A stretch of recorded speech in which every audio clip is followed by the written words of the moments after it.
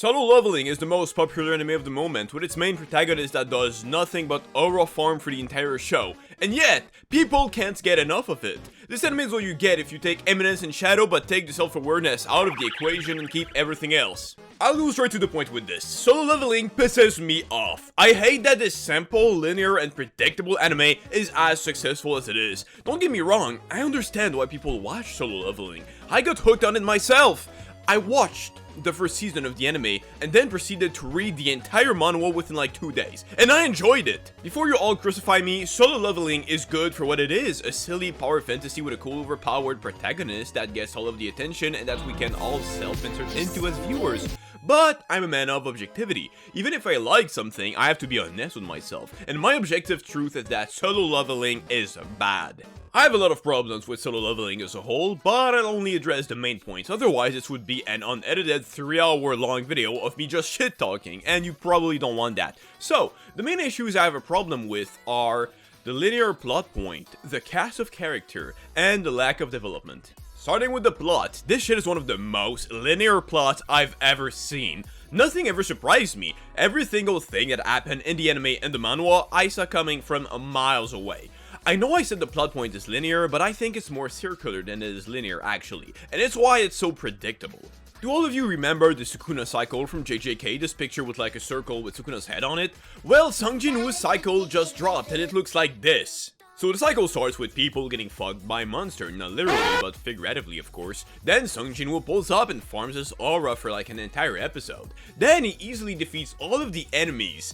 And then everyone glazes him like he's the second coming of Jesus Christ. And then the process repeats itself on different scales, again and again and again. For example, the first red gate Sung-Jin-woo enters, the one in the snow, the A, B, and C rank hunters get fucked. Jin-woo pulls up, saves everyone glazes him, and it's over. Then, Jeju Island, the most powerful S-rank hunters from Japan and Korea get fucked. Jin-woo pulls up, destroys Beru, gets glazed. Then the monarchs attack, the entire world gets fucked. Sung-Jin-woo pulls up, solos everyone glazes him like worldwide, and then he leaves. It's always the same cycle. The only thing that ever changes is the setting. The stakes keep moving higher and higher and higher, but it's still the same thing happening again and again and again. This show could run for 20 years still using the same cycle, and people would still glaze it saying it's fucking peak. I personally like watching an anime like Vinland Saga that makes me feel emotion and question myself as a person, or an anime like Attack on Titan that surprises me with every single episode with all the plot twists within its already deep story, or an anime like Breaking Bad with its fantastic character building and development. And sadly, Solo Leveling got none of that. It has a predictable storyline, it doesn't have any development, and the cast is absolutely fucking lame. Which brings us to our second point, the cast. To have a great story, you need side characters that interact with your main character, or that interact with each other to make your story rich and interesting. And yes, Solo Leveling has half-decent side characters, and some may go as far as to say that they are interesting even. So, to prove my point, let's play a little game. Name me 3 characters outside of Sung-Jin-woo right now. What? You're telling me you didn't manage to name 3 characters outside of Sung-Jin-woo?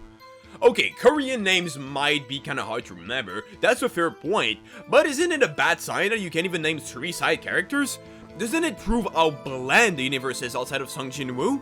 Solo Leveling is a single character story. Every side character has only one purpose, glazing Sung-Jin-woo or suck his dick. Personally, if you gave me 10 seconds, no, not even like 5 seconds to name as many Gintama characters as possible, I could probably name like 10, because Gintama side characters are that nice! How do you expect to have a good story when the only good thing about it is the main protagonist, and everything else only exists as a spotlight to make the main character shine even brighter?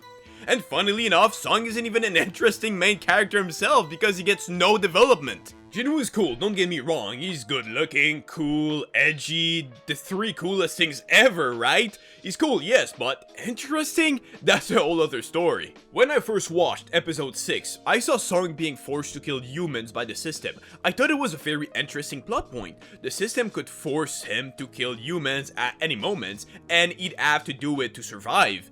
I thought that maybe the evil shadowy powers he got could maybe slowly corrupt him and he'd have to make a choice between following the system or maintaining his humanity, which would have led to a very interesting character development. But a couple episodes later, Sung straight up murders this guy without any remorse to use him as a shadow and is never mentioned again.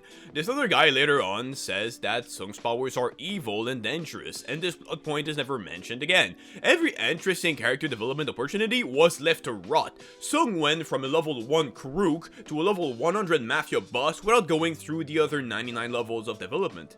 Something great could have been done with Sung-Jin-woo's character, but it was instead left in a bland state of a character whose only purpose is to aura farm and allow the viewers to self-insert. Sung-Jin-woo just feels like Byleth from Fire Emblem Three Houses, a bland and mute but badass character that you can experience the story through thanks to their blandness. But unlike Solo Leveling, at least Three Houses has, a good story! One other thing I like to discuss with you about before I conclude this video is that Sung has some of the stupidest plot armor in anime. This guy defeated Icarus by pure fucking bullshit. In fact, any strong character that gave him a challenge either at the start or at the end of the story was defeated by plot armor bullshit. I won't give you an example to avoid spoilers, but it's pretty fucking bad. Either Sung totally fucks his enemies or he beats them thanks to bullshit plot armor, which is pretty fucking boring to me. Sung never learns any lesson from his battles. He only goes ballistic and yells, "I won't lose!" and he wins because the human spirit, I guess. Another character development opportunity wasted yet again. Solo Leveling is a fun anime to watch when you want to turn your brain off and fantasize about the cool protagonist you could be in an alternative universe, and it does what it wants to do very well. But when I see people glazing such a simple and bland anime and compare it to some of the best animes out there, it does hurt my brain a little bit. Solo Leveling being ranked higher than animes like Vinland Saga, Attack on Titan, Monogatari, and other peak animes on my anime list just makes me straight up fucking mad. Anyways, I just needed to rant about this to make myself feel better. I needed to put my emotions into words. That's one of the main reasons why this channel exists, in fact. You may love my opinion, you may hate it, and I'd be glad to hear everyone's opinion in the comment section and debate all of you. I'm always happy to debate with my viewers. Anyways, thanks for listening to my rant. I'll catch you later. Goodbye.